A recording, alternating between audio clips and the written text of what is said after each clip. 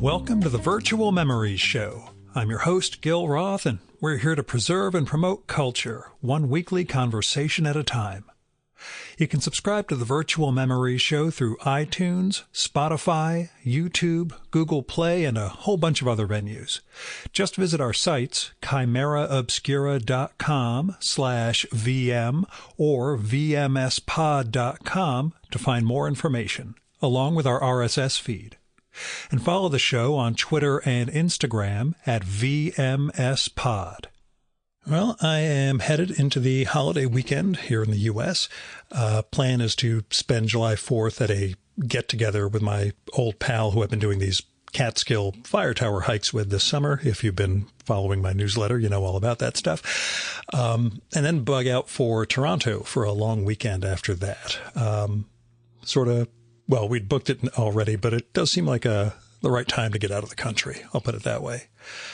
And while we're up there, I'm going to record a couple of new episodes, see some friends, hit some great restaurants, maybe check out some galleries and even just chill out a little and walk in a park or something. In the past, Amy and I would go up every year for the Toronto Comic Arts Festival, but times have changed, or I've changed, and anyway, I figured it'd be nice to go up to Toronto without having a whole event going on. Make it all a little more intimate or less packed, I guess. But that's me and my travelogue, which I'll fill you in on next week when I get back. For now, let's get to this week's show. My guest is Robert Pranzatelli, who is the author of a wonderful new book, Pilobolus, A Story of Dance and Life. It's from University Press of Florida. And, well, it's a absolutely phenomenal history of the Pilobolus dance company or dance troupe or dance theater, as they call themselves early on, as Robert will tell us. Pilobolus is, well, the group, not the book, difficult to describe. Their site sums it up kind of succinctly. Pilobolus is a rebellious dance company. Since 1971, Pilobolus has tested the limits of human physicality to explore the beauty and the power of connected bodies. That really doesn't prepare you for what they are visually and what they are in motion, but what they do kind of needs to be seen to be believed, but you can get really close to that by reading Robert's book. See, while he does a just masterful job of capturing the history and the stories and the key moments in the development of the group, you know, from its roots on Dartmouth's campus in 1971 to appearing on the Oscars in 2007 and all the global reach they've had, he also evokes the strange, surreal, and we'll say almost inhuman dance numbers that Pilobolus performs. And the book is filled with these gorgeous descriptions of their routines and what they mean. And they're accompanied occasionally by a photograph, but not too often. Most of it is just left to the imagination and the verbal movie that Robert creates. And the physicality and the humor, the staging and the fluidity of it all, they totally come to life on the page. Now, as I mentioned, Pilobolus has been around more than 50 years, and the book also goes into the dynamic among the founders, how they created new performances, how they transitioned away from performing into artistic director roles and fragmented and came back together in different ways, and how the company sustained itself all this time. And Rob really goes deep on what it takes to keep Pilobolus going creatively and as a business, while still bringing us the human story of the performers and their times and again, the depictions of their art, but also the process of creation and his own relationship with the company since his first experience seeing them in the 90s and then attending a couple of their workshops and everything that flowers out from there. Oh, also, as he will point out, the book includes the affairs. We'll just leave it at that.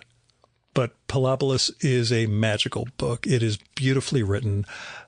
It really captures, I was going to say captures a unique phenomenon, but maybe it's capturing several phenomena.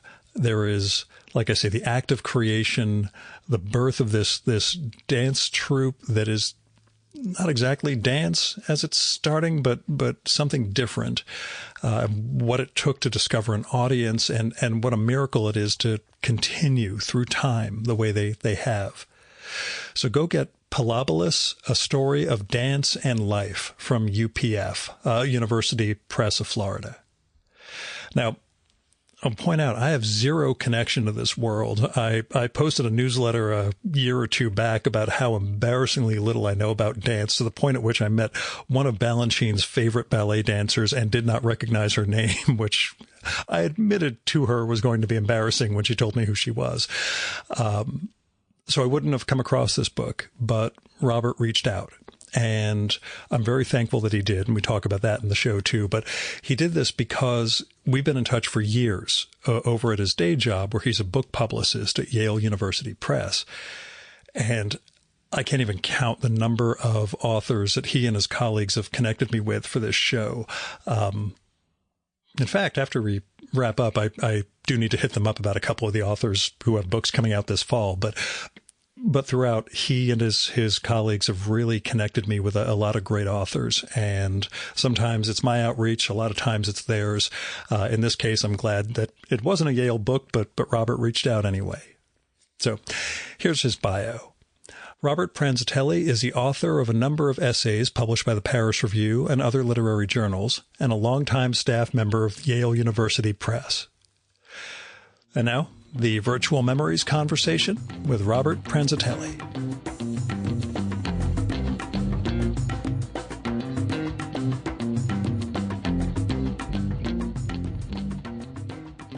So tell me about the origin of Pilobolus, of your Pilobolus in the book. The origin of how I became interested? Yeah. I know it's in the beginning, but, you know. Yeah. So I saw Pilobolus for the first time, I think it was 1997, and it was at the Schubert Theater in New Haven. I was working at the Yale University Art Gallery at the time, and I got a voicemail message that day. I had never heard of Pilobolus, and I got a voicemail message from a colleague who had gotten she had gotten the message that there were some seats available for that night's performance at the Schubert. And as an arts organization in New Haven, the arts organization sometimes would share with each other if there were last-minute things available. So I was, like everyone else on the staff, told that if I wanted to go to the Schubert Theater and see this dance company called Pilobolus, there were tickets available. So I was very excited because I had seen live dance only a few times in my life, years earlier, and I had found it very exciting, but frankly, I had also found it sort of beyond my price point as a young person who was something of a starving artist type. So I had never gone to a lot of live dance, and I thought, wow, this is a great opportunity, modern dance. And I called the colleague and said I would love to be one of the people who went. And she said, well, do you know what they do? Do you know who they are? And I said, no, I've never heard of them. And she said, well, you know, it's modern dance. Do you like modern dance? and I said, yes, I've seen modern dance. I've seen the Joffrey Ballet.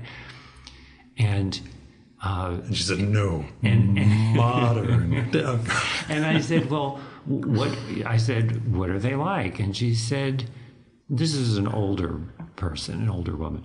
And she said, well, they go on stage and they sort of do their thing. And she said, but it's good. They're good. They're good. And you'll probably like them. If you like modern dance, you'll probably like them. So I went to the theater with zero expectations, no knowledge of what Pilobolus was or what they did. 1997 is not much of an internet era to go looking things up like we would do nowadays. That's right, exactly. And so it was the perfect way to see them. It happened to be their 25th anniversary year. The program was fantastic. The second half of the program had two amazing pieces back to back. One was Gnomon, which was new at the time and has since become a classic in their repertoire. And the other was Day 2, which was one of their all-time crowd pleasers. So I was bowled over. And after the performance was over, the dancers came out and sat on the edge of the stage and took questions from the audience. And one of them was this young guy, probably 24 years old, who was new with the company and who had been, I mean, they were all amazing to watch, but he had been quite remarkable and he had something of a different kind of energy about him than the others, which I think came from the fact that, as I later learned, he had a background in martial arts rather than dance. But that was Matt Kent, and he was the most extroverted and the most chatty. So he answered a lot of the questions. I was sitting in the balcony in my early 30s thinking, oh, this is an amazing kid. To me, it's, when you're a 9-year age difference is nothing later in life. But when someone's in their early 20s and you're in your early 30s and you think you're pointed toward the beginning of middle age, you feel it seems like a big difference. Yeah.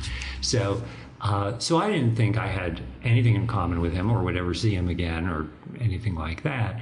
But I was so enchanted by Pilobolus that I felt like there was this energy there, this mysterious energy I had never quite encountered before. It was a combination of things that was different than really one of the best nights I ever had in a theater. And so afterwards, I did look them up on this new thing called the internet, and there wasn't a lot out there. But I found a little bit here and there, and I discovered that I guess it wasn't then, but a few years later, they started publishing the calendars, these wall calendars. And so I started to have these calendars on my wall, and I saw them again, I guess around 2002, something like that. And all the dancers were different by that point, except Matt was still there, and he was the dance captain. I was like, oh, it's that guy again. So fast forward some more, and I discovered from looking at they had a very rudimentary website at that point. GeoCities days. Yeah, very, very rudimentary. And they were starting to offer summer workshops. And so this is in the early 2000s. And I was very interested. And here's a part that I skipped over that's not in the book, which is the first time I tried to take a workshop with them, it didn't work out. It wasn't going to be taught by Matt. It was actually going to be taught by somebody else. And I was trying to take it just because I wasn't focused on Matt. I was focused on Pilobolus. Yeah. And I ended up not being able to take that workshop because they didn't have accommodations for people to stay. It was a week-long workshop, but they were assuming it would only be local people who would attend at that point. They didn't realize they were onto something, that people would fly in from other parts of the world for these workshops. At that point, they didn't know that. So that fell through, and I was very disappointed. And then a year later, I saw that they were doing a workshop again, and that it looked like there were some local inns that were offering housing. And I thought there might be a way for me to do this. It was also a logistical challenge for me because I don't drive. And so there was also the whole thing of how do I get to a rural part of Connecticut and get around in, Western Connecticut. Being one of the most deceptively spread out states. A terrible one to go to, because it's always I'll go to Connecticut, and then you realize, no, that's like 2 hours away in the same state, and it's really not that big. But anyway. Yeah, well, and having grown up in New Jersey, as you did, I expect everything to be right next to each other. Right. So, and to be connected by lots of roads that are, anyway. So that second attempt, I saw on their website it was being taught, the workshop was being taught by Matt and Emily Kent. And I was like, oh, it's that guy again. That would be so cool. But it was too late for the registration. They had already filled up for that year. So that was the second time that I missed it. But they said, they usually announce them early in the calendar year. And so I could sign up for next year's, and wait 6 months and sign up for next year. So I was very determined to be the first person who signed up for the next year's workshop, which was also taught by Matt and Emily. And that's the one I talk about in the book that I describe going to. And I found immediately I had this sense that these two people were, they had a sense of humor and a sensibility. And I just thought, I want to be friends with these people, which is sort of, you can't go to a workshop as a paying customer and expect the instructors to want to be your friends for the rest of their lives. That's a little presumptuous.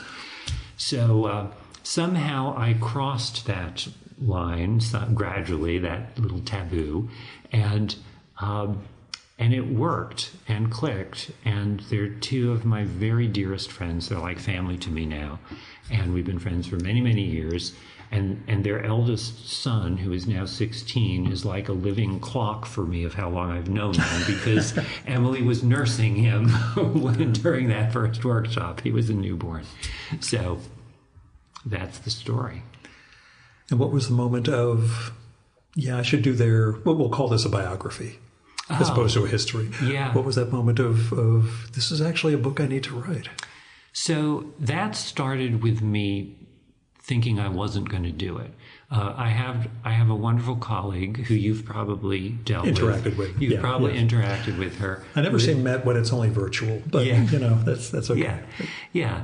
So one of my colleagues at Yale University Press is Liz Pelton, who is a dancer herself, in addition to being a book publicist and an avid reader of dance books. And she was excited to hear my tales of the Pilabolus workshops I took, because I eventually took multiple workshops, and how I became friends with Matt and Emily. And at some point, a few years in, and I think it may have been after I got something published on the Paris Review's website, she said to me, Robert, don't you realize you should write a book about Pilabolus? You know the people, you're fascinated by the subject, you've got the writing credentials now. And I thought, no, I can't do that. It's way too big a subject, or too big a project. Plus, I don't want to risk putting pressure on my friendships. I don't want to take the chance that it'll do something weird to my friendships. These are such precious friendships. And so I resisted the idea for, a couple years or however long. And then what happened was in 2016, Renee Jaworski and Matt Kent were promoted to artistic director. And I had become friendly with Renee as well over the years. And I realized that there was a way I could tell the story, since they were becoming the leaders artistically, taking Pilabolus forward, that would justify me focusing on their stories as dancers through their years as dancers, which is in the second half of the 50-year history of Pilabolus. And it would make sense to use that as the through line, because they end up leading the company at the end of the book. And I started to see all kinds of ways that the narrative lines could crisscross. Renee had started her career with Momix, which was founded by Moses Pendleton, who was one of the founders of Pilabolus. And so that brings Moses back into the story when Renee has those years. I just started to see all the writer in me, the storyteller, the novelist, saw all these lines crossing. And I realized there was a book there that nobody else would write, that there were lots of people who could write a good book about parabolas, but nobody was going to write this book about parabolas. And I really liked what this book could be. And that was when I got what I call itchy fingers, which is my name for when I have an idea and I think I got to pick up the pen and write it down or I'm going to lose it. And so I called Matt and I said, Matt, I have an idea for a book, and you're the only person in the world who can veto it. And I said, I don't want to do this if it would jeopardize our friendship or put pressure on our friendship, because our friendship is more important to me than any book I could ever write. And he knew that was a big statement because everyone who knows me knows my writing is the center of my life. Yeah. So he said, no, I think you should do it, but I have to ask Renee because she's my partner in all of this. And so he asked Renee, and she knew me and liked me and said, yeah, let's see what comes of it. So that's how I started. And it's a book very much of, I mean, you're coming at it from that end point of Matt and Renee, and yet the book throughout is continuity, lineage, and an ongoing issue of my legacy and what the founders created, what things changed into, how it can sustain itself now beyond the 50-year mark. I mean, your very discovery of them is only halfway through their lives, 25 years into what's now 52. What was the toughest part of doing all that trusting and corroborating the old stories? How much of it was, boy, how much weight am I adding to these different tensions and dynamics from people from 40 years ago who might have an axe to grind? Right. How tough was the research, I guess? It was surprisingly not that tough. Yeah. And that was a pleasant surprise. One thing I will say is I had heard most of the skeletons that were buried in closets, those doors had been opened to me by people I knew. Yeah. So I went in thinking, I don't know if I'm going to be able to talk about this or get people to talk about that. And you realize you can get them to shut up about it. It wasn't that, but it was that, there were some people who chose not to participate, who didn't give me interviews, but that was fine because I had a subject that had so many people involved and so many pieces to talk about and so many angles that it wasn't. And the other thing was that some of the people who did not talk to me had given interviews, extensive interviews that were, some of which were published and some of which were in scholarly archives that I could access. So I had discovered that for anyone who I did not talk to, someone else had asked all the questions I would have asked. So that was fantastic. In terms of your original question, though, like what was tricky to negotiate or to kind of deal with, I will say many people who I had never met, but who I was given an introduction to via email and who I then called for an interview, I was surprised by the number of people who basically started the conversation by saying, you know about the affairs, right? You are going to write about the affairs.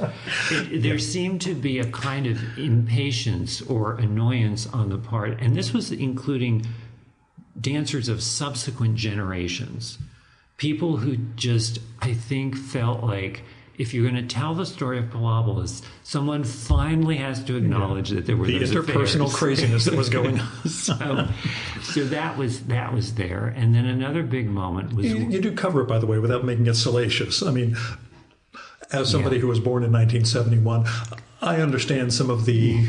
we'll say fluidity of fidelity, the marriages that were like, also they were having this relationship, but you know, it was 1976. So that's right. Yeah. Right. And that was a point that Martha Clark made to me. She said, and I quote her in the book, she said, we were creatures of a time capsule. And we talked about that subject, Martha and I, about, she was the only participant in the affairs who I really talked to about the affairs. And she was very gracious and very generous in talking to me about it. And she had hesitations about it, but she said, if you contextualize it, make the point that don't make too much of it, and make the point that it was part of the time. It was the times we were living in. We were creatures of a time capsule. And when she said that sentence, I thought, that's the quote. Yeah. You know, that says it all. And I think she told me she's happy with the book. So I feel like I feel like I got it right. I feel like I got the right balance on that. It's a complete aside, but there's also something to be said for remembering what it was like when you were young, hot, and having affairs. That, you know, maybe it's not so bad to reflect on those days. Think, you know, once upon a time, this was a crazy world we were living in. And well, the great moment for me was when Matt took me to meet Martha. He took me to our house to meet her. And I will say, she probably doesn't know this, but I was a little nervous meeting the great Martha Clark. And she answered the door. It was a beautiful spring morning in May. And she answered the door and said hello to Matt. And she looked at me and she said, "Have we met before?" And I said, "No, I don't think we have." And she said, "Previous life." And it was this wonderful sort of immediately putting me at ease. Yeah. And then we sat in her garden, her lovely garden behind her house. And we sat at this table.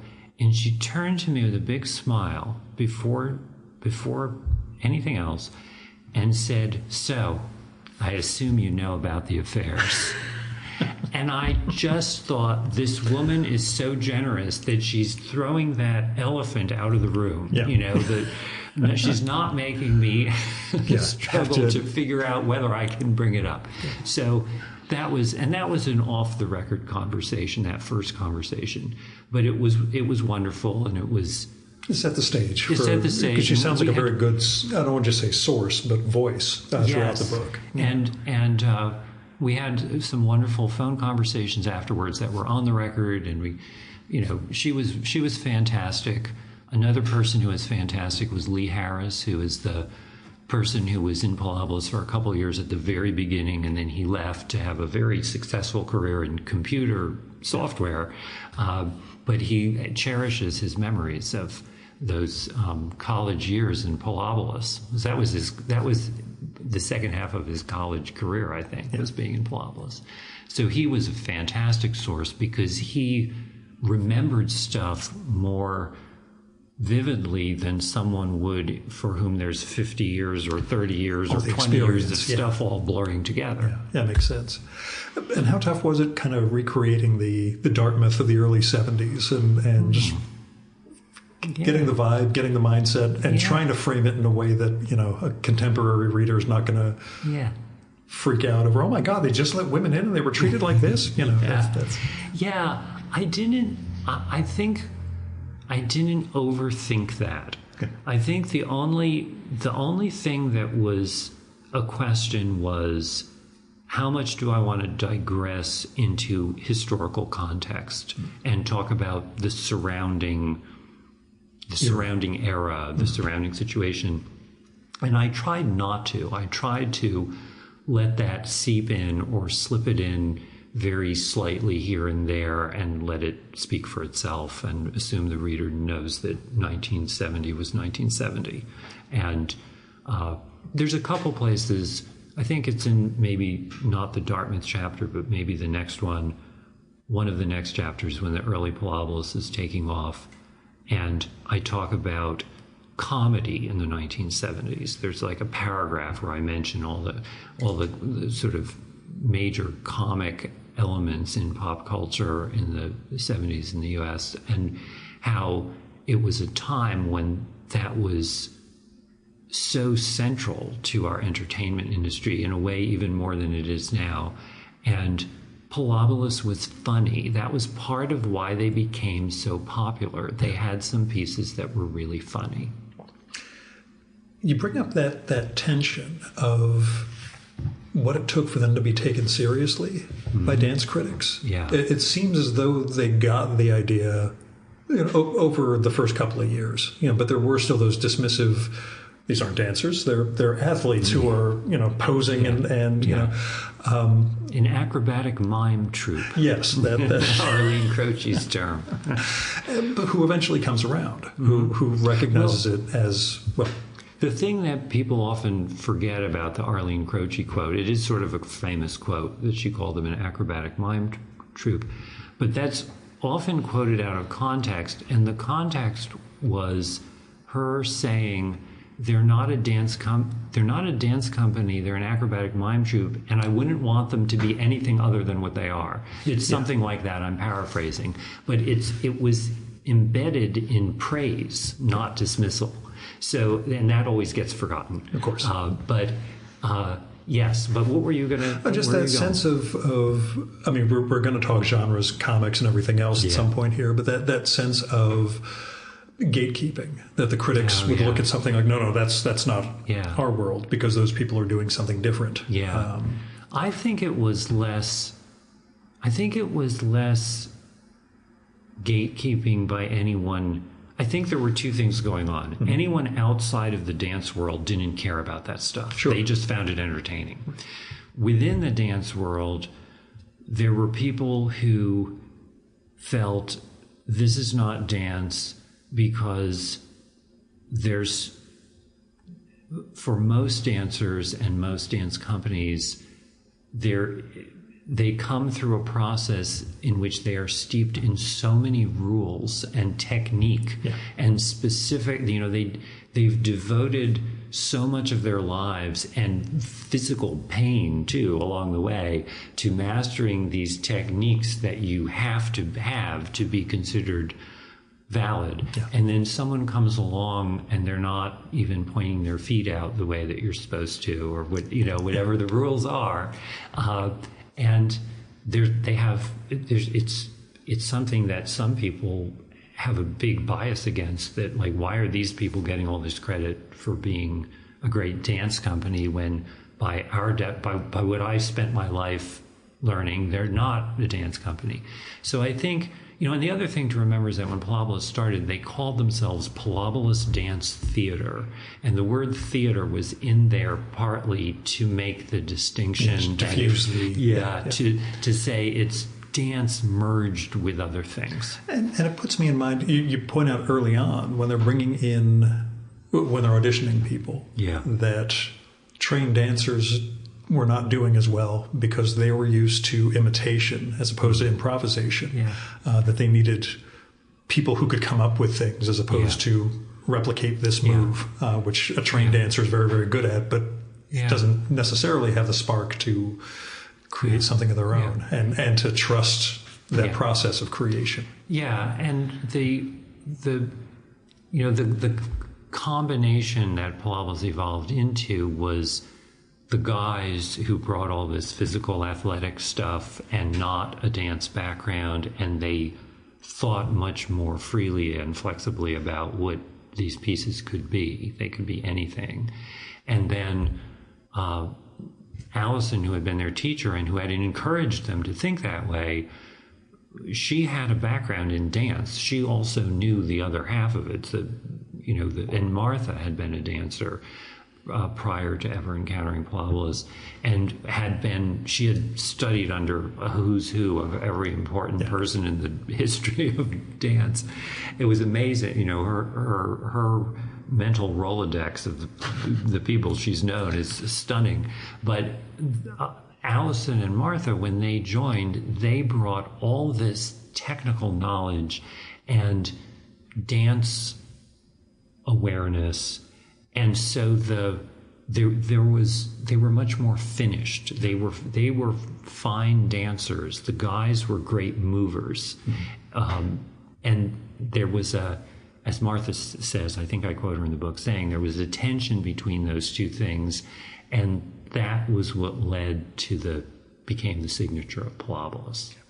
And it provides a framework once you know what can and can't be done versus what should and shouldn't be done. Yeah, and also when you add two women to an all-male group, the narrative possibilities multiply. As we discussed earlier. Yeah. One of the fascinating things to me throughout the book is that we'll say the nature of creation. I mean, you work from some of the videos they had of creating certain processes, as well as their sort of testimony about it. The sense of what it takes to make something, and then to figure out what things work and what things end up becoming, not one-offs, but fall out of the repertoire. It creates the difficult feat, which you managed to pull off, of describing dancing, using words or conveying this in words without having. When you have images, obviously they're still. We don't see what the motion is like, and I deliberately did not watch any Pilabolus videos while reading the books. I didn't want it's interesting. It's interesting. I've been hearing there are two schools of thought on that. There are people who are doing exactly what you did, and there are other people who are telling me they had so much fun going back and forth looking at videos. Only afterwards. Yeah. It was all after. I was like, I'm going to take his depictions of it. It's like reading Peter Sheldall's art criticism, where you don't need to see the art itself. You get Peter, as you bring up at one point with the New Yorker not having photography at that point, where everything had to be painted in words. Tell me about the challenge of pulling that off. I'm so glad you asked that question, because that was the thing that it's funny. I wasn't that worried about the interpersonal dynamics and that stuff, navigating that stuff, which is the thing that most people say, oh, weren't you scared having to deal with the personalities or whatever? That didn't bother me.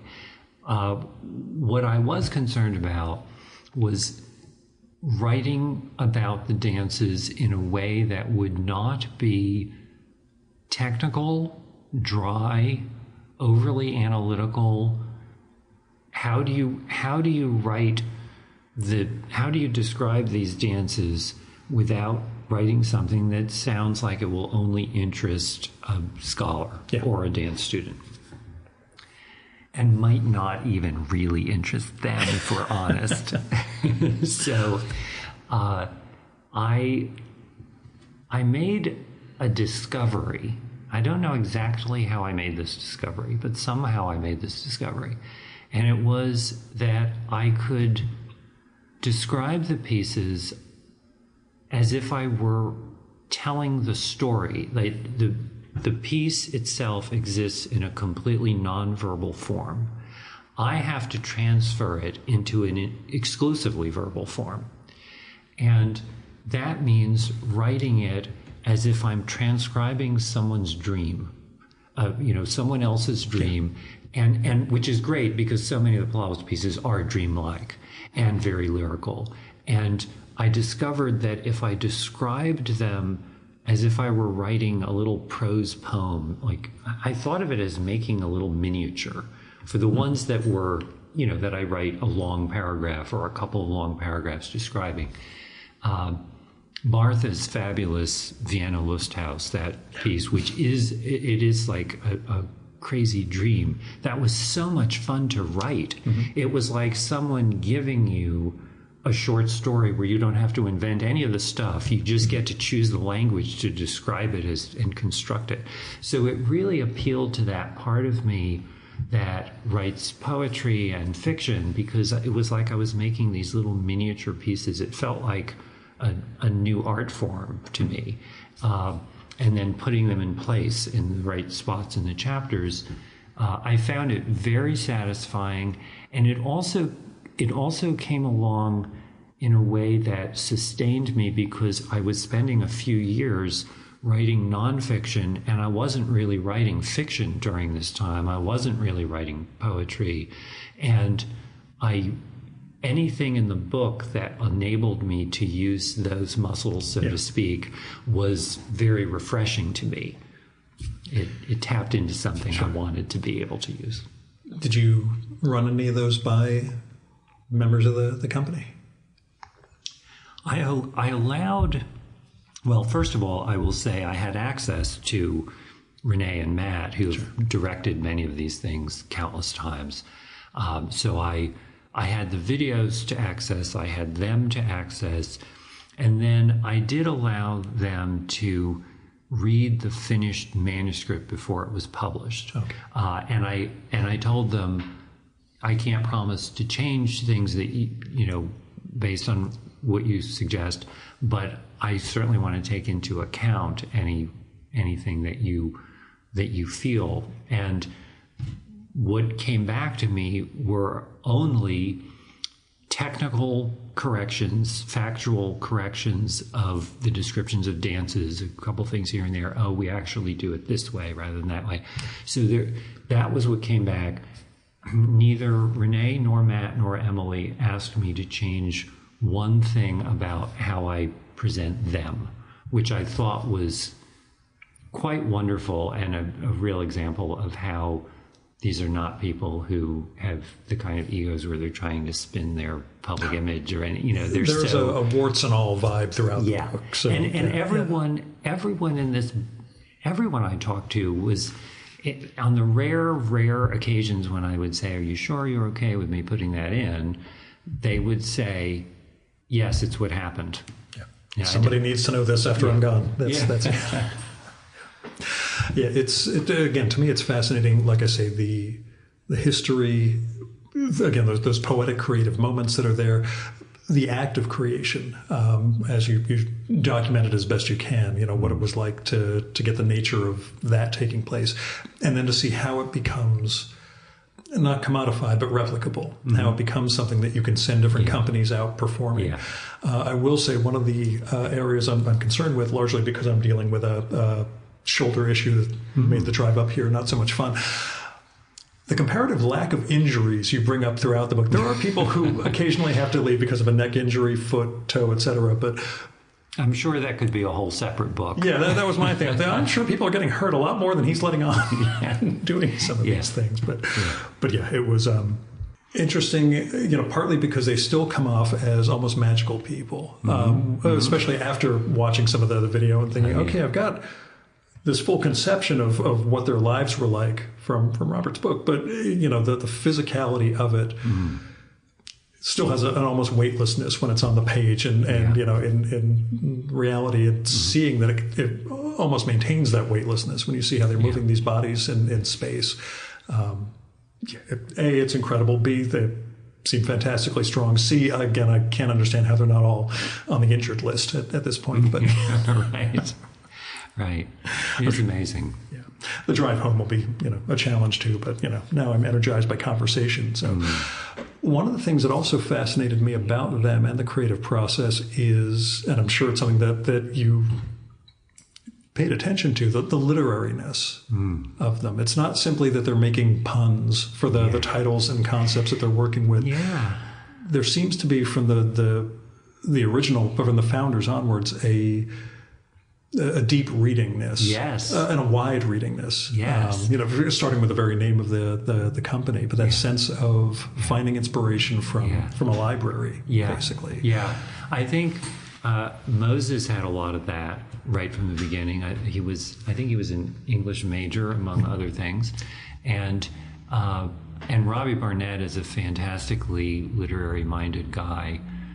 His father was Lincoln Barnett, a very prominent writer of his time, and Robbie. I mean, when Matt brought me to visit Robbie at the beginning of this project, we sat on Robbie's patio talking, and he was, we showed up, and he was like in the middle of reading a volume of the Library of America edition of James Baldwin or something, and I brought him some books, and he's a very literary guy. They all are. I mean, they're all incredibly well-read, intelligent, super intelligent minds. The founders and one of the things that I think it was Charlie Reinhardt, the founder of the American Dance, or former director of the American Dance Festival, who is now in his 90s. I did speak to him, and it was actually at Martha's suggestion. I spoke to him, and he said one of the things he wanted to point out that he feels people miss or don't understand about dancers is that, most dancers now come out of college programs, university dance programs, and they're incredibly smart. They're incredibly well read. And there is this stereotype of dancers as pure intuition, kind of non-intellectual, kind of like beautiful animals, sort of that stereotype. And dancers do have that quality as well. They have that intuitive animal in touch with their bodies in a way that's different than other people. But they're also, for the most part, highly, highly intelligent, well-read people. So that's, but I wanted to bring that to the book because as a writer, even though I wanted to be transparent at the beginning of the book, showing that I was a fan of Pilobolus and was drawn in, I'm not really a fan who wrote a book. I'm really a literary guy who wrote a book. I think of it as an artist writing about other artists. And so that was important to me. And there are a number of what I would say are probably hidden literary influences. I think of the book as a kind of life writing, which is a term now that's used to describe a genre of writing that's associated with Virginia Woolf and a lot of other 20th century writers.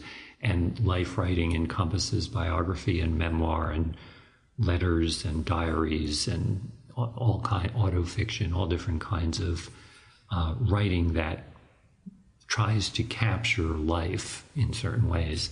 And I felt that was what this book was about in a lot of ways. It was about the balance between art and life and trying to capture that vitality in both.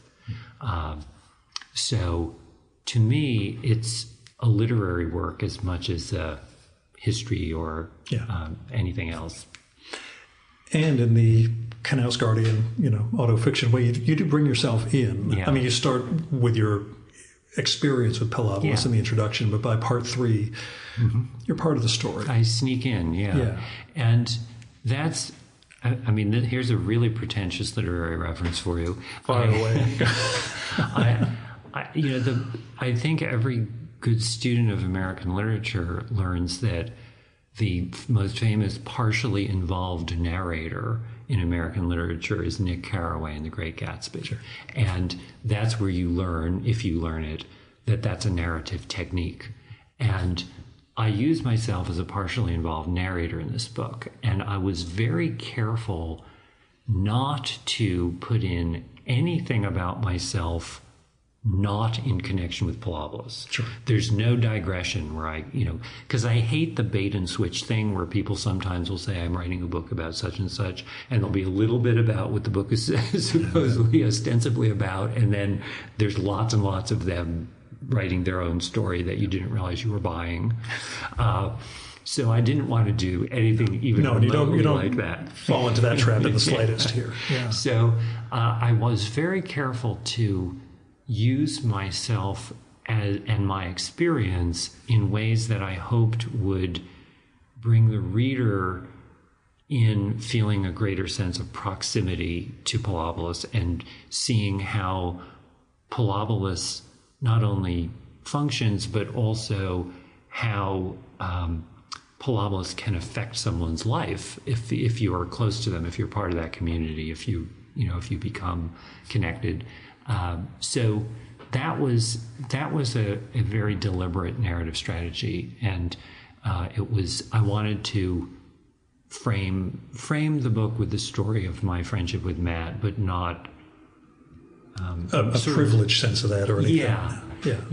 Not overdo it. Yeah, and that's what I meant. I mean, you even bring up a moment of a comic artist recommendation that kind of spurs them a little on a new project that is never put off as, look at me being a big contributor to Pilobolus. More here's a little, here's a thing that I've gathered, and maybe it's going to feed someone else. Here's the kind of stuff we talk about is really, that's the idea from my point of view.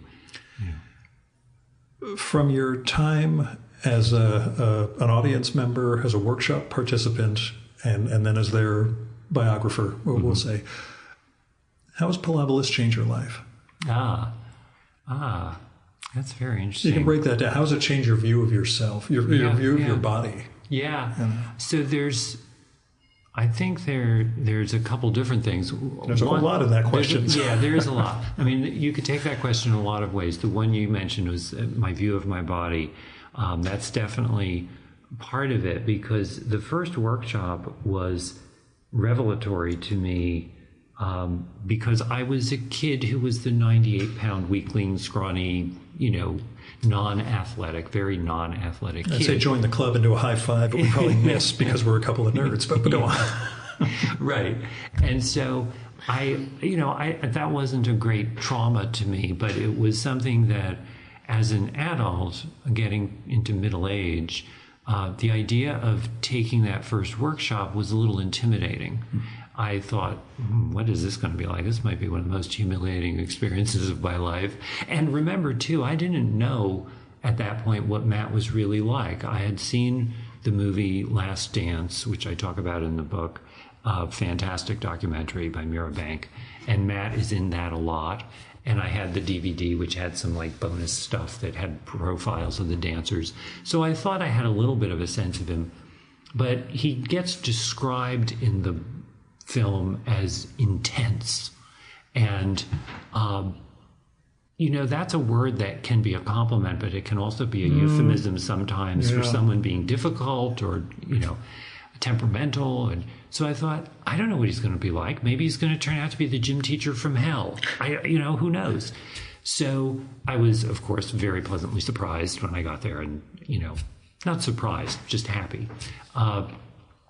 But I think that experience for me was, it was very powerful, because I came back from it feeling like, hey, I did it. I did this physical thing.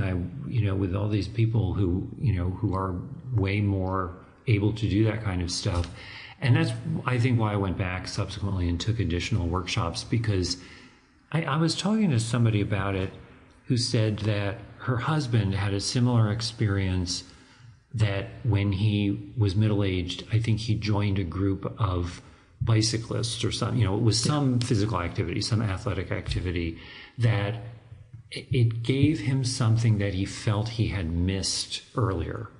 And I remember, I think it was maybe the third workshop that I took, I actually did a few things that were more rough and tumble than I had ever allowed myself to do before. And I was in my 40s, and I knew that this is the only time I'm going to, this is the only time it only goes downhill from here. So yeah. Doing this.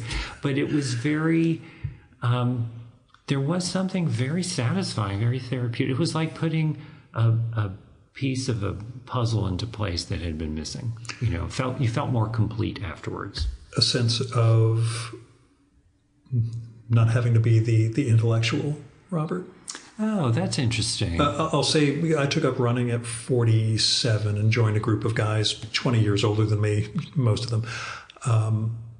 And on and off. I do other exercise now, but we'd spent a couple of years. They run 30 miles a week, 4 times a week, blah, blah, blah. And I realized I didn't have to be Gil. I mean, I had the personality, but we were just there. We would talk, but it would be about water heaters and the Plane Tree Commission in their town and the Yankees bullpen and things like that. And I realized they don't care what a podcast is. Only one of them has pharmaceutical experience, or we're not talking about day job stuff. And that sense of, okay, I get to be a body for a while and not have to be not just the mind, but the persona, I guess. How much did you feel that sense of I'll say escape? I think I may have had moments of that. I think, part of a Palabo's workshop is, and part of the reason I think it worked so well for me, is that it's not only about being physical, it's also about making stuff up. Right. And so the writer in me was finding a new way of writing, so to speak, because there's a lot of editing that goes on, right? Yeah. So you're making these pieces, you're coming up with ideas. And so I wouldn't say that my intellect was that largely turned off, because you're also discussing pieces that other people make and analyzing. So it's a mix of things, but definitely for somebody like me who didn't spend as much time, you might say, living in my body in as full a way, even just going into a studio for 5 consecutive days where you're going to be, warming up, doing stretches beforehand, and then doing these various group exercises, and then breaking into smaller groups and making, there's just the being physical, consciously physical all day long was a really nice experience for me. And leave you regretting not doing that when you were 20s? No, I think recognize your limits. I just think it was things happen when they're meant to kind of an experience. Yeah. What did you learn about interviewing? Oh, interesting. That's a great question. Only because I'm still trying to figure this out. So. Right. Well, I'm going to tell you, you may be shocked when I tell you this. I didn't record the interviews. I figured when you mentioned doing it on the phone, a lot of people don't record phone conversations. They just write down. And I know that's a different vibe. There were a couple times, there were a couple of tapes involved. When we visited Robbie at the beginning, we taped it, but I didn't tape it to quote from it. I taped it because he was one of the first people giving me background on the history of the company. Yeah. But most of what I did was I took notes by hand while talking to people on the phone. And you asked me the question how writing the book affected my perception of Palabolas. Was that it? How the experience with them changed your life. But that'll work too. Yeah. Well, what I was going to say was, I think the thing that changed my life about Palabolas was just the degree to which they inspire me. But one interesting thing that happened while I was writing the book was, without thinking about it that much, I began looking at them more like an author writing a book, as you would imagine, through a lens that was not necessarily more critical in the sense of being a harsher judge, but more critical in the sense of wanting to pick up on all the details that I needed to filter and think about. And after I had finished the book last summer, I went to see Palabolas at the Joyce. And at this point, the book was in the publishing pipeline. And so it was, past the point where I was going to change anything. And so it was the first time I had gone to see Palabolas in a few years without those other filters. Sure. Yeah. And after the performance, I sent this text message that I'm going to read you. I sent this to Matt and Renee and Emily. I'm just home from my day in New York. The matinee was fabulous. Sometimes as I sit in the audience, I watch Palabolas as a longtime admirer, a friend, an author who has done a lot of research, or as a fellow artist with a sympathetic but critical eye. But this afternoon, I watched Palabolas a different way, a way that I haven't in a long time. I watched like a kid, with a naive excitement, delight, and enchantment. It was like falling in love all over again. The little girl sitting behind me with her mom didn't want the show to end, and neither did I. Being part of the exuberant standing ovation gave me joy, as did the whole show. I am so proud of all of you. I am so proud of all of you on stage and off. You bring so much wondrous energy into the world. I love it. I love you. I thank you. And I wish you the most gigantic of congratulations on the completion of this amazing tour. And Matt texted me back, best text ever. So that was it. So you're the second guest in 3 episodes who started to cry, which I feel like I'm bringing out of people now. I'm not super happy, but that's all you. That's, I had to, that surprised me actually that I got a little, my voice wavered a little, but I think that happened because it sums up something that's so totally at the center of my heart. That's that text message really kind of goes straight to the point, which is why I read it. And I also will say that in the book, I had to, because there are so many intense moments of maybe emotional, clashes or, those flare-ups, flare-ups and high dramatic moments, we'll say. And at a certain point, I had to, as an author, say, do I want every chapter to include someone crying? Maybe we have to have a little selectivity. Yeah. We have to be a little bit selective about what we, where we have the tears.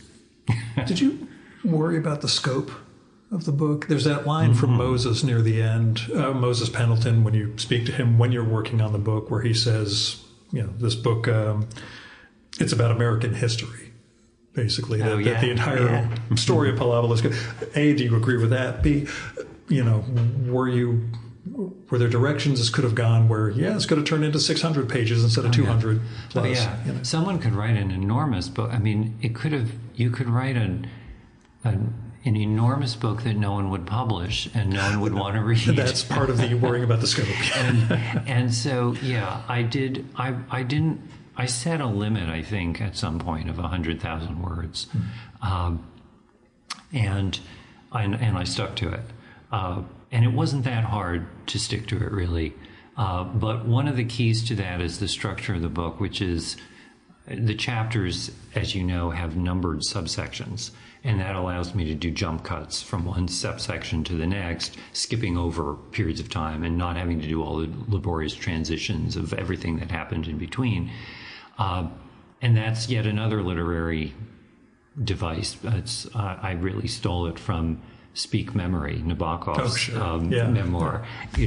I thought that's what I need to be able to fast forward. If I take this, I need to just jump through to the things that I want, and so that's how I managed the question of distillation, and also a lot of it is just personal selection of what interested me the most, what I thought was most important to include. It's funny because I think my first exposure to them was the Oscars, where they did the shadow presentation, which you then reveal was actually pre-recorded and not done live. But writing about that phase where things become more corporate for Palabolas, where the founders are transitioning out, if not already gone. There's an ongoing tension throughout this book of art and commerce, and again, who owns creation versus versus the ability to perform it. I guess that I found absolutely fascinating, and I don't know how much of that you knew going in was going to be a theme of this. That it was going to be yes, this is joyous, but we have to pay tickets. You have to buy tickets to attend this, and there's a whole business structure behind it. And what is that tension like? I guess. Yeah, I keeping in mind that you come from a publishing world where everything is, as great as a book is, there has to be that sense of, can it sell? I don't think I thought about that as a major theme going in. I think I knew it was there. I was more interested in focusing on the art, but also felt I had to acknowledge the realities. So I talked about that, and certainly when Palabolas decided they could no longer function without an executive director, and they brought in Itamar Kabovi as their executive director, that was a major turning point for Palabolas, because they were acting differently. They were fundamentally changing the way they ran things. The fallout from that was that Allison Chase ended up leaving. But Robbie Barnett had that great line, we made our last decision as a collective or as a group. We made our last decision as a group to stop making decisions as a group. Yeah. You know, and it has a kind of, I don't know, kind of a poignant echo to it in a way. But I think that was a sea change in the history of the company, and it took many, many years for that to play out in different ways and different echoes, and I think there was a gradual stabilizing, and I think a greater stabilizing now that, you know, after his tenure ended and Renee and Matt have sort of, I think they've kind of brought the culture of Pilobolus, the internal culture of it, a little bit closer to what it was, while keeping a lot of the things that were gained during those years. Yeah, I don't mean it in a disparaging way by any means. It's a necessity, as we mentioned in the beginning, the sense of continuity, lineage. You know, how do you continue something? Well, and over also, 50 years? how do you continue the tradition of something that was based on overthrowing tradition? Yeah, that's the conundrum. You know, if you're known as the company that does things differently, and then you're successful for 5 decades, how do you proceed and honor the tradition while, if the tradition is to not honor traditions too much? In the case of Pilobolus, of course, they do have a kind of vocabulary of their own that they've created over the years. So that's probably the through line. But I remember Renee and Matt went through a period where they were asking the question a lot, what makes a Pilobolus piece a Pilobolus piece? And my answer to them was, if the two of you tried to make a piece that was as un-Pilobolus as possible, it would still end up being a Pilobolus piece, because you've been steeped in Pilobolus your entire adult lives. It's going to, don't worry, it's going to be Pilobolus. And you show the artists who leave because they want to pursue something else, and how it still informs some of the other, especially with the founders when they start branching out. Either they're making a sort of continuation under their own light, or they're pushing back against it so hard they kind of are trying to create the opposite. As you sort of describe some of Moses Pendleton's subsequent work with Momix, that this couldn't be Pilobolus, and yet it couldn't be without. It's stuff I find fascinating in terms of, you know, how one achieves an artistic identity and then perpetuates it while stepping away. You know? I also do think, I guess this ties back to what I just said about Renee and Matt making things that are inevitably going to feel like Pilobolus. But I feel that it's true in art, with artists generally, that I talk about in the book the fact that I've always been drawn to artists who are very eclectic and versatile and keep changing their style, whether it's a pop band like Blondie that goes from punk to disco to reggae and rap and other things, or whether it's Mobius, the graphic novelist, Jean Giraud, changing his style from one project to the next. All that morphing, and yet there's always a through line. It's always still that artist. Yeah. And I think that the older I get, the more I become aware that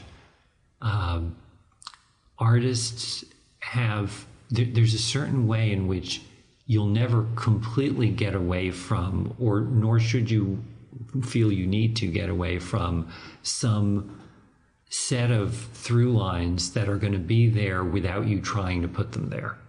Because the ones you're not trying to put there are probably the ones that are the most true to who you are. So what are yours? Besides poetic prose, which we've poetic sort of prose, I obviously love, I love the wit and visual, the marriage of wit and beautiful visuals. That's part of Pilobolus, and it's also part of the other kinds of art that I love.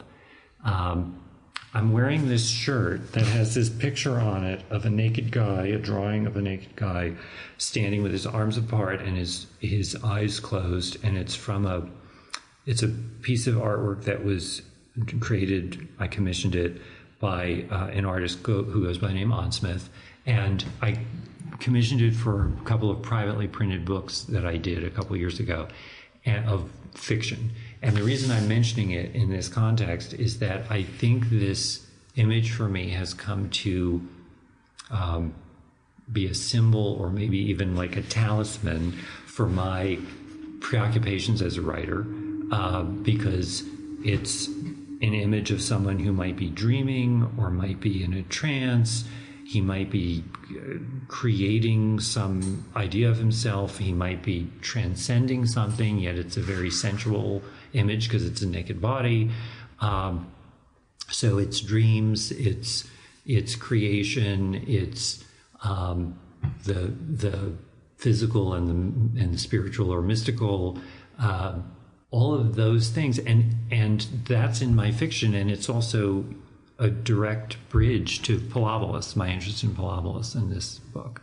So it's that's kind of encapsulates for you some of my obsessions, I guess. I don't know if obsession is the right word. Preoccupations, whatever. Areas of focus. Through lines, I think, holds through up. Lines, yeah, that does hold up in a non-value judgment ways. Yeah. Working in book publicity for a long time, and now being the guy who has to publicize a book. Publicize his own, but being the author, I guess.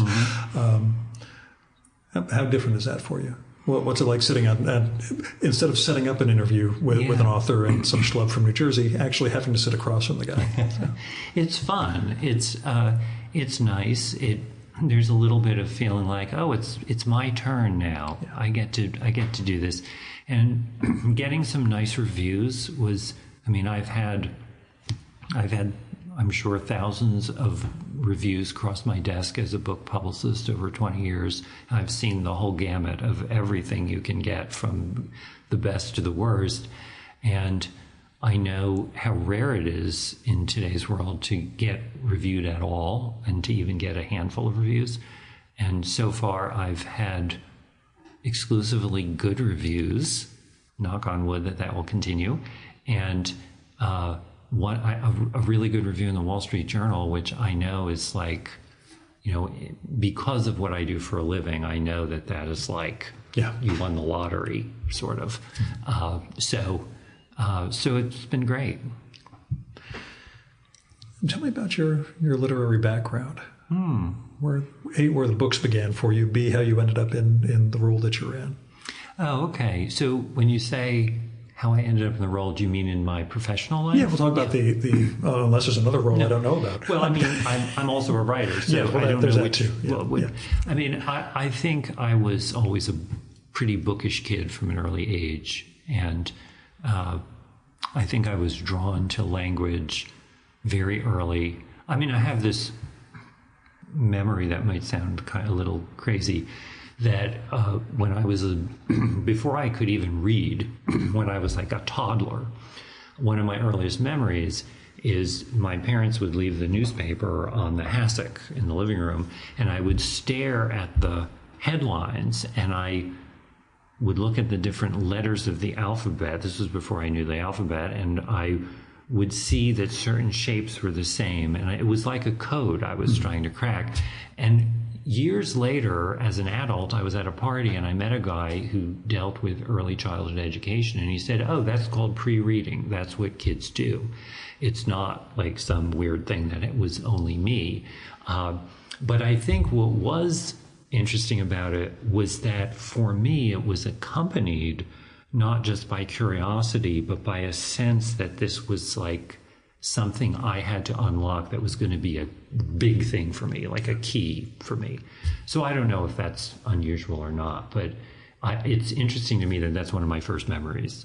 And then I went on to be a reader and writer from pretty early on, and how it led me to my professional life was that by the time I was in high school I wanted to be a writer. By the time I had gone through college, I was thinking about working potentially in the publishing industry. I did an internship at a little publishing house while I was still in college, my last semester. And then I applied for some jobs. I lived in New Jersey, as I may have mentioned, and I went to college in New Jersey at Drew University. And I lived in that area for a few years after college, and I applied for a couple jobs in publishing at commercial trade houses. I didn't get those jobs, and this was the early 1980s, and I didn't realize that most of those jobs went to kids who had wealthy parents who could afford to have... My version of that story is finishing grad school, not too much debt, but moving back to New Jersey in 1995 and trying to find publishing work in New York City. And my father's disparaging ethnic slur about what the pay was like in those basically it was either $16,000 or $18,000 a year for these editorial assistant roles, and it was just went off into trade magazines and business to business, and then became a lobbyist for the pharmaceutical industry. But I have this, and that's what's important. But the economics of it, I didn't realize what that meant. That you can only do that job if you've got family money to keep you going. I wasn't worldly enough to know what a trust fund baby was, and I didn't know that the literary industry and the publishing industry really, that was just taken for granted. That was in those days, that was part of how it worked. That the entry level people, most of those jobs went to people who they were set up basically already, and forget it if you were a person of color or anything like that. I mean, you didn't even see any. I mean, it was almost nobody in the industry like that. So I decided, but that wasn't what put me off. What put me off was I felt that if I moved to New York and I tried to be a writer while working in publishing or anything else, I would burn out on it. And I thought, I don't want to set myself up to burn out on this and then give up. So I did a lot of temp jobs for many years, and I would save up my pennies and I would take time off and be a writer full time for a little while. And I would collect a lot of rejection slips because I was very naive and unrealistic about what could be published or not, like most people. And at a certain point, I realized that I loved writing and I was going to keep writing whether I could ever get published or not. That I was just, even if I was just some crazy person writing his own stuff. But I still wanted to write things that were not just for me. It wasn't like I was going to retreat and just keep a journal or something. I still wanted to make art. So I tried this and that, and I had a friend from college who went to Yale Divinity School, and I came up here to visit him, and I looked around at all the architecture. This is a point when I'm probably in my mid-20s, and I looked at all of this Gothic architecture, college Gothic architecture, and I thought, this would be the closest I could get to living in Europe without going to Europe. I just loved the ambiance. Yeah. And I thought, I'm going to move here as an experiment, because it was either going to be New York, which I thought would be overwhelming, or it was going to be like a small college town, but big enough to be walkable so I wouldn't have to have a car, because living in New Jersey, of course, I had to have a car and I didn't like driving. So I moved here as an experiment, thinking that New Haven was going to be a little chapter in my life. And one thing led to another, and I stayed. And eventually I started working at Yale, and I eventually had that job at the Yale University Art Gallery for several years. That was doing development work, so it was fundraising, but it gave me a really interesting perspective on how organizations in higher education, in the art world, and different entities make things happen. How they, and also how donors think, and who gives money for what reasons. It was a real education. I didn't want to do it for the rest of my life, but it kind of gave me a bird's eye view of a lot of things I wouldn't have known about otherwise. And the bottom line was strategic thinking. I mean, it was a lot about strategy. Why why people do certain things, why they choose to support certain things, how you go about approaching people, diplomacy, all of which, interestingly and perhaps surprisingly, are transferable skills for a publicist.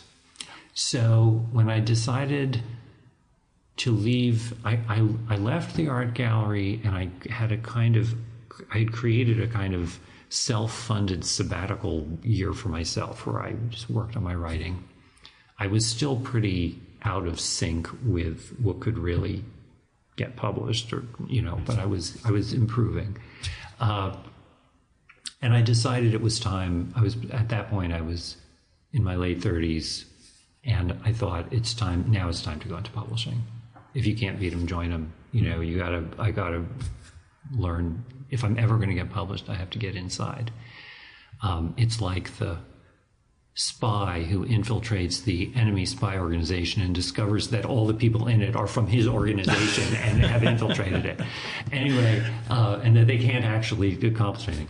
But I thought, do I go to New York, or do I stay in New Haven and try and get a job at Yale? And then I thought, well, what if I stayed in New Haven and got a job at Yale in publishing, Yeah.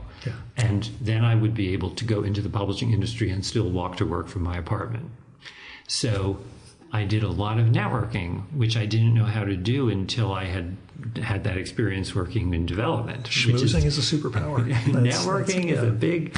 So I did lots of networking, and I got a job eventually at Yale University Press in the publicity department, working with fantastic people from whom I knew from the job interview on that I was going to learn so much from these people. Mm-hmm.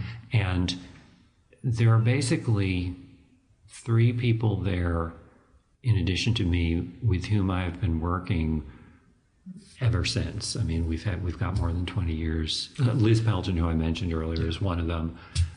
Heather Duria, Brenda King. I mean, these people are fantastic at what they do, and so that has been a hugely educational experience, and one that enabled me to work with, books by people like Ivan Brunetti, the Nobel laureate Patrick Modiano, the French Nobel laureate, he's become one of my favorite contemporary authors. I get to work on the Proust-related publications we do, including an annotated edition of In Search of Lost Time, which is fantastic for me because I'm a Proustian. Whose translation? Kilmartin and Moncrief, or it's the original Moncrief as revised by William C. Carter, and Bill Carter's revision is wonderful. Mm-hmm. It's he peels out all of the Britishness, because this is an American edition. Yeah. And it's very interesting because when you read it as it was published before, I didn't think about it having a British lens, but it does, because every time we would say will, it says shall, or something like that. It's those kinds of slight changes, but the cumulative effect is to make it feel like you're reading a 19th century British novel. Mm-hmm. And when you read it in Bill's revision, it doesn't sound American particularly, but if you're an American reader, it sounds more European and not British. It sounds, to me, it feels more like you feel like you've gotten closer to Proust's voice. It's almost 20 years since I've read it, so I figure I do need to go back. Because I used to say I wouldn't read it before I turned 50, and then something happened in my early 30s where I decided, I think now's the time. And Yeah. But need to return to it. So, and your mentions of Mobius, as well as Ann Smith's, we'll say, cartooning illustration of you, because it has in a good way, comics vibe. Tell me about your comics history. Oh, my comics history. Well, I grew up reading comic books like lots of kids, and it was mostly the era. I mean, I grew up in the 70s. I was born in 1963. So I grew up in the 70s, was in high school in the late 70s, graduated high school in 81. So that just gives you like the time frame. And so I was growing up in the age of the Marvel superheroes and DC Comics heroes. And that was mostly what I read. And then at a certain point, I felt I had kind of outgrown it. But one thing that I read avidly in my teens was Heavy Metal Magazine, which was the oddly named American version of Metal Hurlant, which means screaming metal, which is the French magazine that was founded by Mobius and 3 other guys in France. And the biggest draw, aside from the fact that it was labeled as, you had to be 18 years old to read it, which sold it to every 14-year-old. Every 14-year-old in America had to have it. Yeah. The big draw was Mobius. I mean, his stuff was always, in my opinion, the best thing in the magazine. And so I was definitely a Mobius fan early on. And then when I did kind of give up comics for a number of years in what one might think of as a misguided attempt to be more grown up. Oh, we all go through that. Yeah. And so at some point, I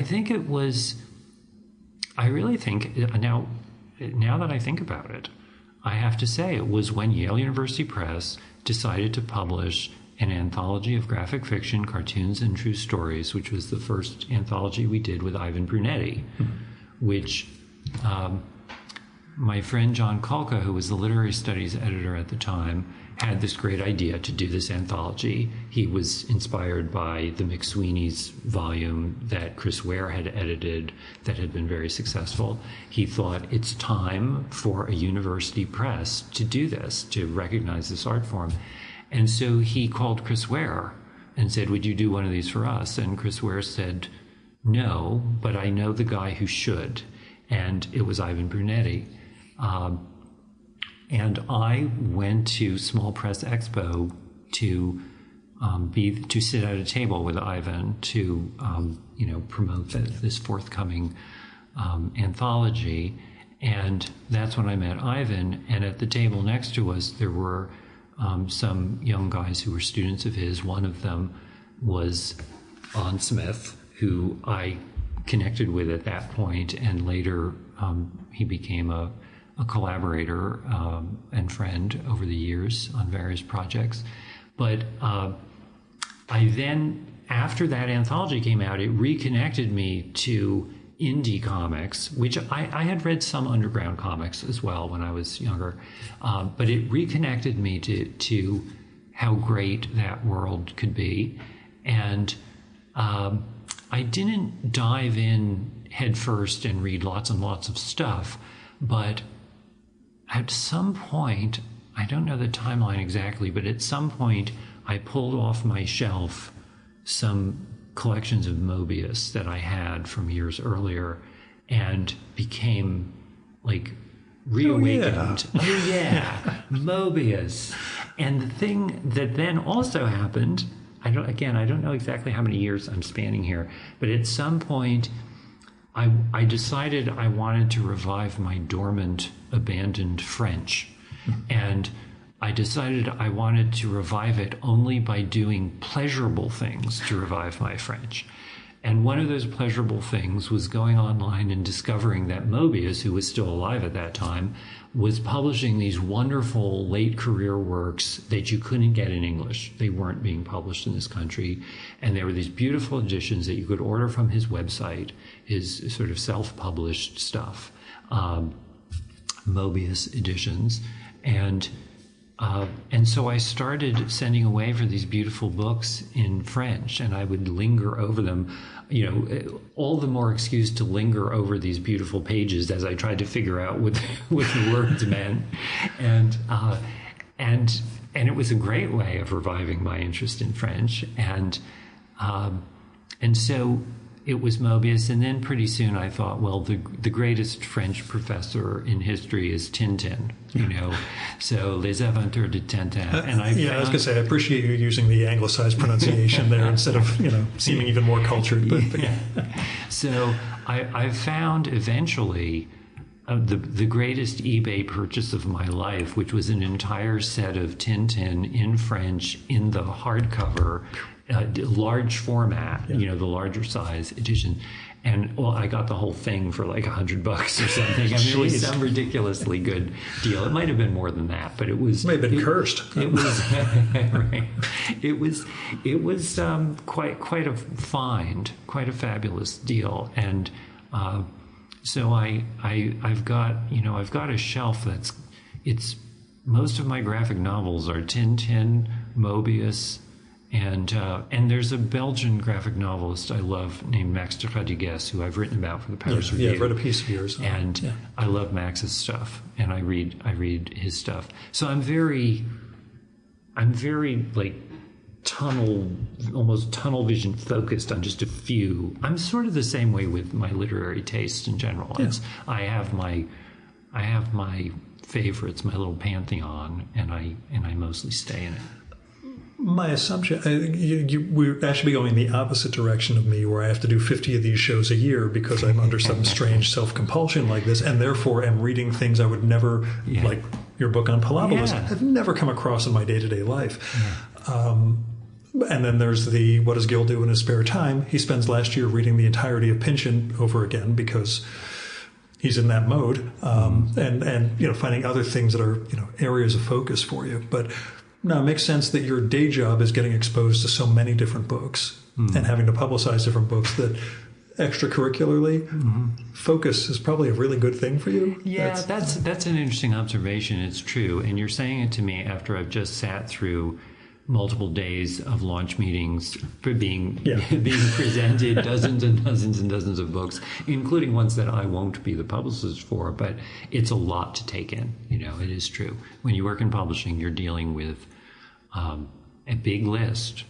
And also, I will say, for some people listening to this won't know this, Yale University Press is quite different than most university presses. We're a lot bigger, and we publish close to 400 books a year. So it's not quite the same creature as you usually think of when you think of a university press. Most of them are quite small, small staff, maybe a few dozen books a year. We're in this space that is midway between a university press and a trade house.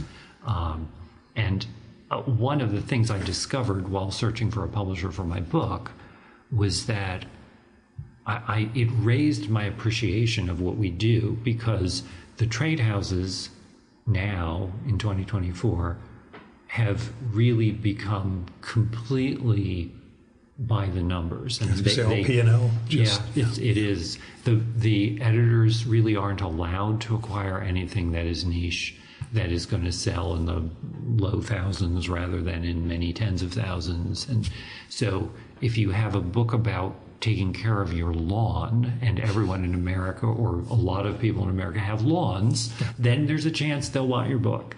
But it is quite numbers driven. Really, really numbers driven. And the university presses, not the one I was published by, but some others, many of them want things that are what I would call hyper scholarly. There are a lot of university presses that really want things that are targeted to a tiny, tiny specialized market of academics. Like a $150 hardcover. Yes. And that's, yeah. And so the number who are in the middle, some of them independent presses, some of them larger university presses, some of them university presses that just have a slightly different mission. There's this sort of dwindling island of places that know how to do smart, specialized books successfully and want to. And that is really a great thing, a precious thing for our culture that, you know, as I look back on my career at Yale University Press, it makes me really happy that I was part of that. Second to last question. Do you have the nonfiction bug?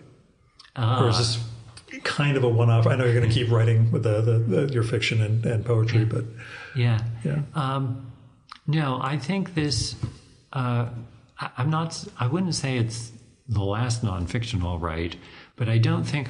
I don't, at this point, imagine myself doing another extensively researched kind of nonfiction book, because the reason I wrote this one was because Plautus became such a part of my life. Right. I mean, as I read that text message earlier and my voice was getting wobbly, I thought, oh, this is revealing, isn't it?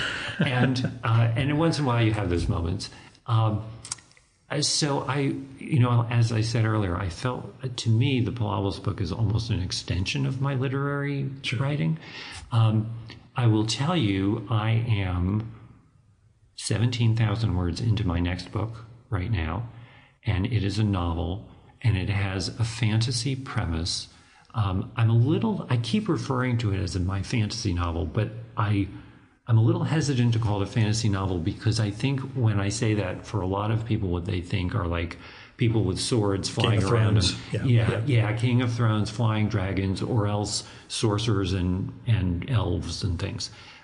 This is not that type. There's a lot of levitation in it, which I joke is why it's the sequel to the Plautus book. But it's a very whimsical. It is written under the star of Mobius, I will say, and it is whimsical. It's got some very humorous elements, some poignant moments. I'm really into it. I'm having a lot of fun. It's making me feel young again writing it. It's fast paced. It's a good thing. I'm enjoying it. And so that's the answer to that question. Good. I hope to bring you on again for me, evergreen episodes are also great. But, if you do have another book down the line, it'll be great to make the trip back up here. But the real last question, which if you've listened to the show, is coming. What are you reading? What am I reading? / what book have you plotzed over in recent months or told people, you need to read this, even though that's your job? and I take it that the part of the question is I'm not allowed to say my own books. There's that. They have kind of, my own stuff has kind of eclipsed everything else in terms of sucking up my attention in recently. I'm trying to think, what have I read lately that really... I think what I've been doing lately is dabbling, jumping into things and pulling short stories and little bits and pieces of different things. It's a great question because it allows the responder to proselytize on behalf of something, right? That's what I'm always hoping for. I'm hoping to come out of these with an idea of what I should read next. What a funny thing that of all the questions, that would be the one to stump me. Normally, that would be the easiest one, right? That would be the easiest question. You're the guy who has to do this for a living, so that can make it a little more challenging, like I said. Yeah. Well, I can tell you what I'm looking forward to reading next, which is, I have this book I've been wanting to get to, which is the latest graphic novel by Max de Freitas. I want to read that. And then I also have, then I'm going to be the publicist for the next Patrick Modiano novel that we're publishing in English. Yale University Press is publishing, and that's the English translation is called Ballerina. But I have the French, because I like to read those in French as well. I like to read both the French and the English. So I have that. The French version is called La Danseuse, and that is definitely high on my list of priorities. I've never read Modiano, so what's the book I should start with? Oh, that's a good question, because he has so many. I know. And they're all sort of variations on similar themes. Yeah. I think one of my favorites is called Paris Nocturne.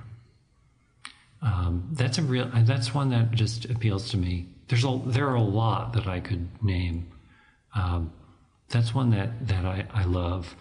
I think I also love his memoir Pedigree, but the only thing I have to say about that is it's very it's kind of a love it or hate it book, I think, in terms of the way people react to it. It's a very unusual, almost staccato kind of stream of memories. So you have to be willing to accept that it may not do what you expect a memoir to do. You have to meet it on its own terms. But it's very short, so it's easy to read it, and even if you're not sure you like it, you can read it again and discover that you do like it. Figure out what you were getting from it the first time or not getting. So I've gotten much better at reducing expectations going into a lot of these things. Real last question, which I should have asked. Going to see Pilobolus in the new season? Yes, I hope so. Do they give you good seats because of the book? Or? Yeah, I have to. I know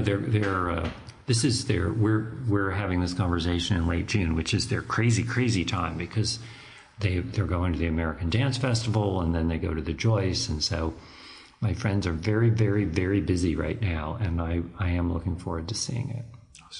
Robert, thank you for making this book, and thank you for coming on the show.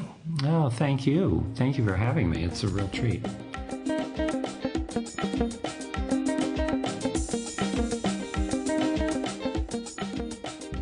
And that was Robert Pranzatelli. Go get his new book, Pilobolus, A Story of Dance and Life, from University Press of Florida, or UPF. It's an absolute marvel. And like we talked about, its themes carry through to a lot more than modern dance or to this particular dance troupe, but more to the nature of art and creation and living in a world with others, both conceptually and in sheer physicality. God, this book is fantastic. Anyway, I think it's okay to share Robert's website, which has some of his stories and essays. He shared it with me before we got together. It is thefolioclub.blogspot.com. The Folio Club is all one word, TheFolioclub. Otherwise, Robert is not on social media, near as I can tell, which, as we all know, is for the best. You can find his employer, Yale University Press, though. They're at yalebooks.yale.edu, and on Instagram as Yale Books, and on Facebook, TikTok, YouTube, and Twitter as Yale Press, all one word in both cases. You can also find Pilobolus, the dance troupe, company, theater, whatever you want to call it. Pilobolus is at their site, pilobolus.org. You'll find videos of their performances there, a link to this book, their online shop, info about the company and its dancers and its history, and most importantly, their tour schedule. See, Pilobolus is going to be playing in a few weeks in New York, starting in late July. This is 2024 for you time travelers out there. And I am, after reading this book and recording this show, I'm pretty tempted to go see them in person. So I might try and coordinate that with whenever Robert's going to come down to see them, and maybe see if I can wheedle some introductions with him. Anyway, Pilobolus is Pilobolus,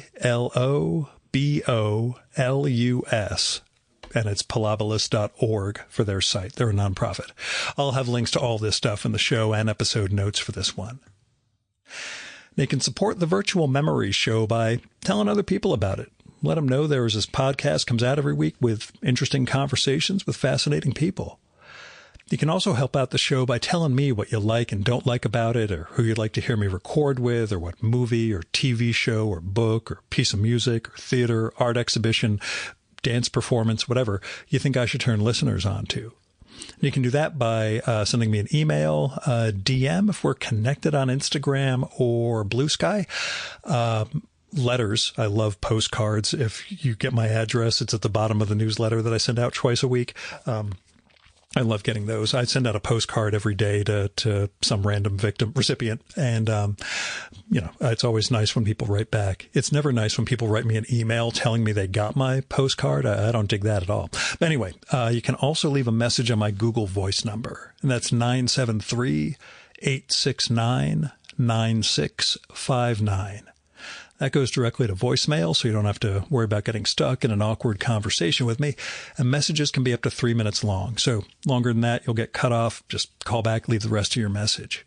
And let me know if it would be okay to include your message in an upcoming episode of the show. You might have something interesting to share with listeners, but I'd never run something like that without the speaker's permission. Now, if you got money to spare, don't give it to me, at least not right now. I am in the midst of trying to figure out the pricing for the book I'm going to produce at the end of this year. It's going to be a Kickstarter thing. So if you do want to give me money, save it. And, once I launch this Kickstarter, kick in that way. It's going to be amazing if I pull it off. So anyway, what you should do with your money in the short term is give it to other people and give it to institutions in need. With people, you can go through like GoFundMe, Patreon, Kickstarter, Indiegogo, Crowdfunder, all those different crowdfunding platforms where you'll find people who need help making rent, covering car payments, veterinary bills. They might be trying to get an artistic project off the ground. You might be in a position where just a couple of dollars from you can really make a difference in their lives. Now, with institutions, I give to my local food bank and World Central Kitchen every month, but there are a lot of different things you can do with your money to help. Planned Parenthood, Women's Choice, Freedom Funds, election funds, the Poor People's Campaign. There's a lot of things you can do that if you have a little money to spare, you can help make a better world. So I hope you will. Our music for this episode is Fella by Hal Mayforth, used with permission from the artist. You should visit my archives to check out my episode with Hal from the summer of 2018 and learn more about his art and painting.